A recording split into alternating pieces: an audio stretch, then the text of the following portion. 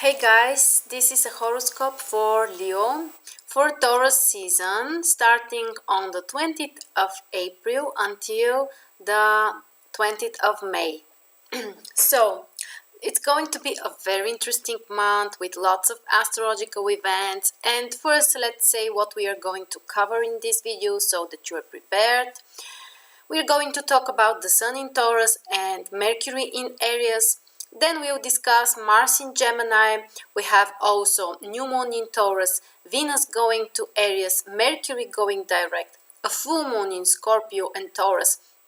The North Node will enter Leo and South Node Aquarius, and Mercury will enter Taurus again. So lots of events and very active, interesting month ahead. And let's start with the most important. So on the 20th of April, we have the transit Sun entering Taurus, which is in your 10th house. And during this whole period, the transit Sun will be in your 10th house. So more or less, this is the main focus for you during this month, 10th house. And 10th house is about career, about your social achievements, about your reputation, about your communication with authority figures and people from your hierarchic system. So that's a wonderful time, guys. That's a time when you can be really focused on your career and you can achieve a great success there. So if you have some kind of work projects, if you want, to start something or to make something, public, something that you have been working on, that's the month for you. So you should be really active, you should be really concentrated, focus on your work and career, because the success is just behind the door for you. And on the same day, we have Mercury going back to Aries. So here it is, Mercury in Aries, and it will be in your 9th house, because Mercury is actually retrograde still. So it suggests that first of all, for all of us, we should be careful with, when Mercury is retrograde, with all kind of information, with contracts, with how we communicate with others. But when Mercury is in your 9th house, it suggests that you should be careful with your goals, with what you are defining as a goal for you for the future. You should be careful with your perspective, about things and what you are expecting to come at the end from something, because things may not be as you see them right now because of the retrograde phase of Mercury. And of course, 9th house is about education. Mercury is in a different way, but also related with education. So definitely avoid, for example, some kind of exams or something really important. If you are about to start, then that's not a good time. But for example, for people who have started and then quitted an education, now they can decide to restart that education, to go back to school, to go back to college or university, just to finish that degree that you have, left unfinished. So for those kind of activities, actually Mercury in 9th house is supportive.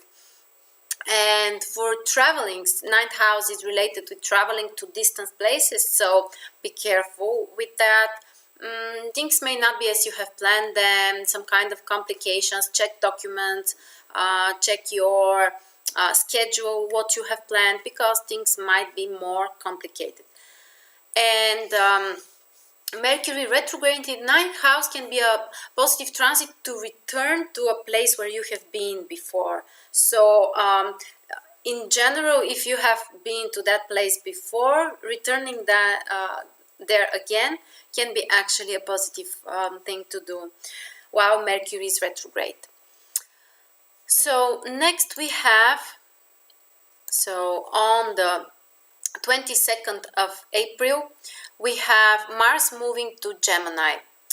Mars in Gemini in your 11th house, and Mars will stay there for around 2 months. The transits of Mars are longer, so that's a very important area, because Mars is related with putting a lot of efforts in something, and these are usually, like physical efforts. There is lots of energy and, a lots of actions and things happening in this area.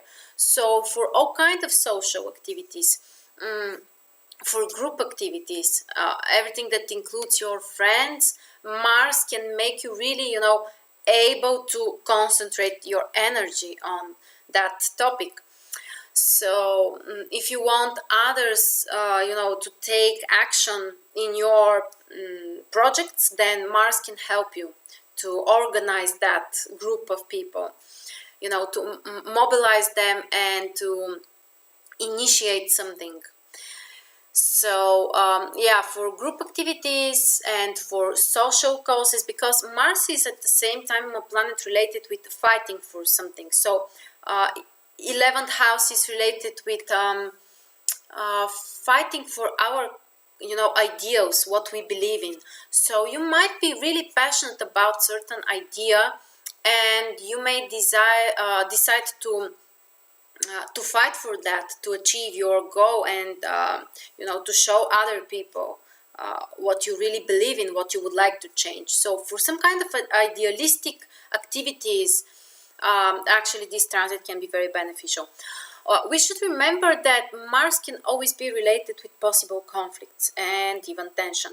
So be careful how you communicate with others, especially with your friends and with the groups that you are part of, or some kind of clubs, or some kind of organizations, because you might be more impulsive, you might be more impatient, you might be not so tolerant with others, and that can lead to unnecessary conflicts. So just be aware of that possibility. And next, on the 26th of April, we have a new moon in Taurus. So we already talked that Taurus is in your 10th house, so the new moon is in 10th house as well for you. And the new moons are great for starting new things, for putting a lot of energy to grow something, to put the first step of something which you would like to expand in the future and to develop. So that's a great time to concentrate on your work and to start a new work projects. They can be like some kind of things that will improve your social status, that will make you noticed by other people. So also we should say, for people who have been unemployed, for example, this can be a great time when they can find a new job, or even if you have a job but you would like to change it, then the new moon in 10th house can allow you to do that, to find a new opportunity, to find the new direction that you would like to seek in terms of career and your vocation, and what you would like to achieve, in society in general. So as we know, a few days, so around 2 days after that, the moon is still invisible, but after that, the new moon is actually great to start something in your career and in your work. And after that, so on the 28th of April, we have Venus moving to Aries. So Venus goes to Aries and your 9th house. And Venus is the planet of harmony, the planet of beauty, the planet of, positive emotional experiences.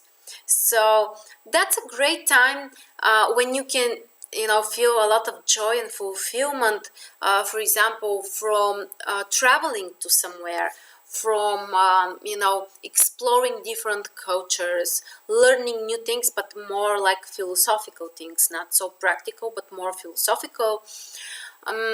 Some kind of education, or in general focusing more on your long-term goals, changing something. We still have Mercury retrogrades here, so a few days you need to wait, but after that is a great time actually, when you can focus on your goals for the future and make some plans.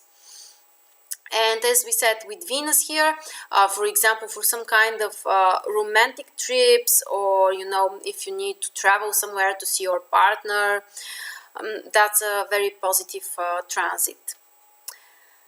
And after that, actually on the 3rd of May, we have Mercury going direct in Aries in your 9th house. So now you really have the green light for all kind of new goals, setting new goals, and planning what you would like to achieve in the future. Because I forgot to say that actually with Venus here going direct, this is the time to correct or to fix something that went wrong while Venus was retrograde. Because we know that during the past, month and a half, we had Venus retrograde in your 9th house. And now with Mercury retrograde here in 9th house, we can say that this area might have been related with, possible tension, some kind of things that you needed to fix, something didn't go very well. But now, so basically after the 3rd of May, when we have both Venus and Mercury in the same sign and house, but this time they are going direct, then you may have the opportunity, to fix what went wrong during the past, let's say, 2 months, to correct that, to find a way to solve the situation, and generally things should become more fluent. And it includes everything with with your goals and plans for the future, with higher education, for people who would like to immigrate or live abroad, some kind of document issues. In general, these topics, which are all related with 9th house, they can become more fluent, and things should go, start to be more positive for you. And after that, so on the 10th of May, we have a full moon in Scorpio and Taurus. So here the sun is in Taurus in your 10th house, and the moon is in Scorpio in your 4th house.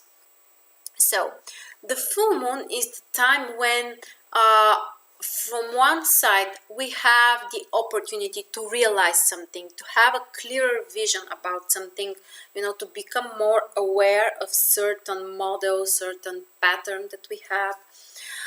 And we can also achieve materialization, visible results in these areas of our life.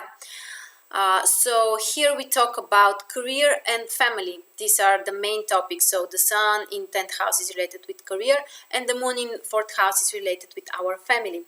So you can either achieve something visible, have a success in these areas of your life, but the other option is also that, very often when we have an opposition, that brings some kind of polarity, there are two sides that we need to find a balance between. And the sun defines the conscious side, what we are aware of. So you may consciously want to do something related with your career, have some kind of goal related with your work, or everything related with your social status. And on the other hand, you may have some kind of unconscious beliefs, unconscious models, patterns related with your family. So, for example, you may either feel guilty that you don't have enough time to pay attention on your family, or in some way, something might be stopping you, and you need to put that in light. You need to set free from that, because if you become aware of that pattern, you can let it go. So that's a time to think about finding the balance between career and family. And remember that consciously you realize the situation in your career, and you might be more unconscious, you might be more unconscious in your family, in the topics related with home and family. And after that, something very interesting related with karma, and something actually very long lasting. So on the 9th of May, we have the North Node entering Leo, actually entering your own sign.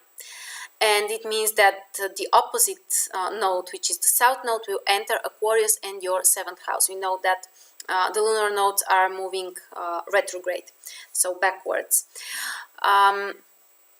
That's a really important transit. It lasts a year and a half, and it affects you personally, because the north node has an influence which is very similar to Jupiter. It expands things, it brings new opportunities, it brings success and luck. So your personal actions can be more successful during this 1 year and a half.